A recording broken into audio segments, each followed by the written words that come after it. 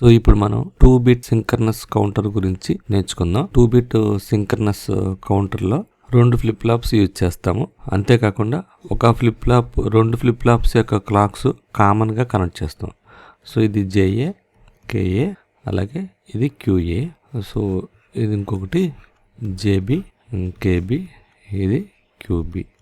So ఈ output QA అనేది JB connect చేసేస్తాం. అలాగే జేబీ కేబీలు కూడా మనం దీన్ని కనెక్ట్ చేసేస్తాం. అలాగే జేఏ కేఏలు లాజిక్ 1 కనెక్ట్ చేసేస్తాం.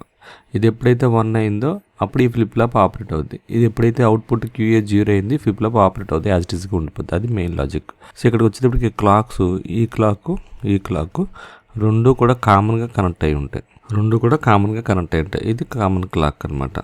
ఓకే, సో ఇది క్యూఏ అవుట్పుట్, ఇది క్యూబీ అవుట్పుట్. ఇది 2-bit సింక్రనస్ కౌంటర్ అనమాట. అది బైనరీ కౌంటర్ అని కూడా అంటారు. సో దీంట్లో మనకి ఫస్ట్ 0-0నే వస్తుంది. ఇది క్యూబీ, ఇది క్యూఏ.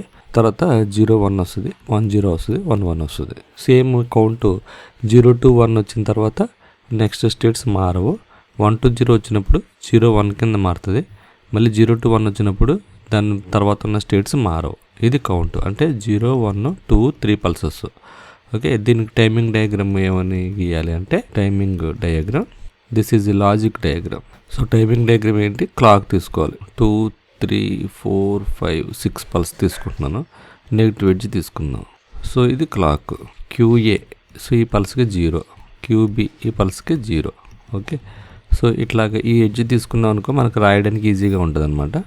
సో ఇలా ఎడ్జ్ తీసుకుందాం, క్యూఏ క్యూబీ. సో క్యూబీ 1 ఉంది, క్యూబీ 1 ఉంది, క్యూఏ 0 ఉంది. So next QA 1, QB 0. So QB 0, QB 1. Next QB 1, QA 0. Next QB QA 2, 1. Okay, ఇది అయిపోయిన తర్వాత నెక్స్ట్ మళ్ళీ మామూలే 0, 0 ఇలా కంటిన్యూషన్ వస్తుంది.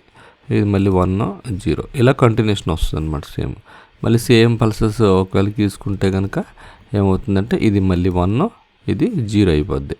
నెక్స్ట్ మళ్ళీ ఇది 1, ఇది 1 అయిపోద్ది. ఇలా కంటిన్యూషన్ వస్తుంది యాక్చువల్గా 2-bit సింక్రనస్ కౌంటర్లో. ఓకే, దీని ఆపరేషన్ తీసుకుంటే మనకి ఫస్ట్ జేఏకేఏ ఇనీషియల్గా అన్ని క్యూఏ క్యూబీలు 0 ఉన్నాయి, క్యూఏ క్యూబీలు 0 ఉన్నాయి.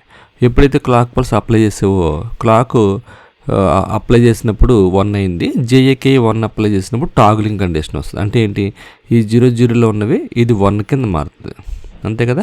సో ఈ 0 ఇక్కడ వస్తుంది అంటే 0-1 కింద వస్తుంది అనమాట. ఇది 0, ఇది 1 కింద వస్తుంది. ఇది క్యూఏ, ఇది క్యూబీ 0 ఉంటుంది, క్యూఏ 1 ఉంటుంది. సో క్యూఏ 1 అయింది, క్యూబీ 0 ఉంటుంది.